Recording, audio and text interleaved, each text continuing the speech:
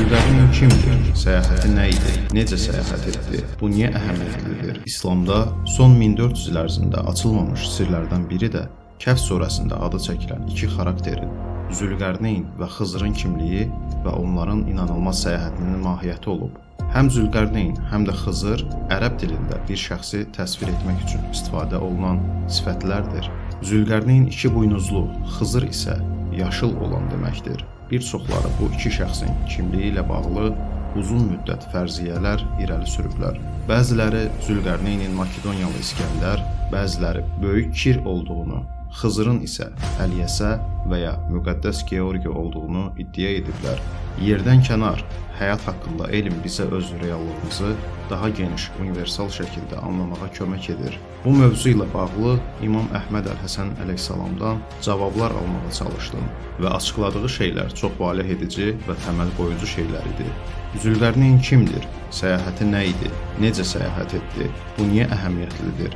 Zülqərneynin səfərinin həqiqəti və onun nəticələri haqqında fərziyyələr irəli sürülməyə davam edir. Halbuki bu ancaq Allah hüccətinin açıqlaya biləcəyi elmlərdəndir. Budur, ilk dəfə olaraq İmam Əhməd Əl-Həsən əleyhissalam onun həqiqətini ortaya qoyur. Bir gün atam Əhməd Əl-Həsən əleyhissalama dedim: "Atacan, sənə Zülqərneynin səyahəti ilə bağlı sual verə bilərəm?" İmam buyurdu: "Bəli oğlum, buyur." Mən dedim: "O başqa ölçülərə, yoxsa başqa planetlərə səyahət etdi? Öz zamanında o yerlərə haradan və necə getdi və Quranda qeyd olunan bu qövmlər hansı qövmlər idi?"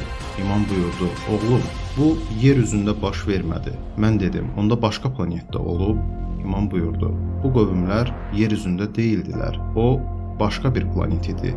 Yerin atmosferindən çıxanda səma qaralır. Çünki günəş şüaları azon qatından keçərkən günəşdən bizə gələn işığı əmələ gətirir. Lakin atmosferi tərk etsən, o qaranlıq olacaq.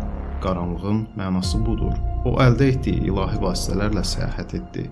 O, müasir elmin bu dövrdə çatdığı şeyə çox bənzəyir. Lakin şübhəsiz o daha yaxşı idi. Çünki Allahın yaratdığı bir şey idi. Onu heyvan adlandırmaq olar, bəli. Xüsusilə bu məqsəd üçün yaradılmış bioloji, kosmik bir gəmi. Bu məxluq hələ də yer üzündə mövcuddur. O elə bir yerdədir ki, ora indiyə qədər heç bir insan ayağı dəyməyib. İndi sənə təfərrüatlarını deməyəcəm, amma sənə bir neçə ipucu verəcəm. O, bu günə kimi heç bir insanın ayaq basmadığı cəngəlliklərdə yaşayır. İnsanlar onun üzərindən uçublar. Lakin hələ heç kim onun dərinliklərini araşdırmayıb. Buna cəhd edənlər və bu cəngəlliklərin içinə girənlər heç vaxt geri qayıtmayıb. O məxluq təxminən bir avtomobil ölçüsündədir. Bu məxluq Bermud üçbucağı kimi bitkilər və ya bakteriyalar kimi qazlar, oksigen və karbon dioksid ilə qidalanır. O çox hərəkətsizdir və ümumiyyətlə hərəkət etməyi sevmir. O çox uzun müddət ərzində bir dəfə istisna olmaqla öz yerindən tərpənmir. Mən dedim, bildiyim tamamilə kəşf edilməmiş ərazilər Amazon cəngəllikləri və Hindistanın bəzi cəngəllikləridir.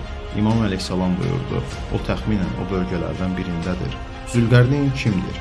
Zülqərneyn deyiləndən, yəni indiki Şimali İran Azərbaycanından olan bir padşah idi və adı Əram idi. Zülqərneynin ordusundakı əsgərlərin sayı 10.313 nəfər idi. Zülqərneynin səyahəti ulduzlar arası səyahət idi və Zülqərneyn ilə ordusunun səfər etdiyi planetlər təxminən 2.600.000 işıq ili uzaqlıqda idi.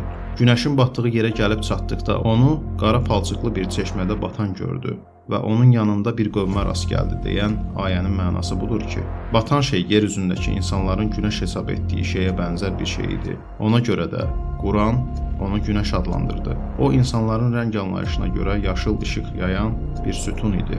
Palçıqlı çeşməyə gəldikdə isə bu insan anlayışına görə vulkan dağına bənzər bir şey idi.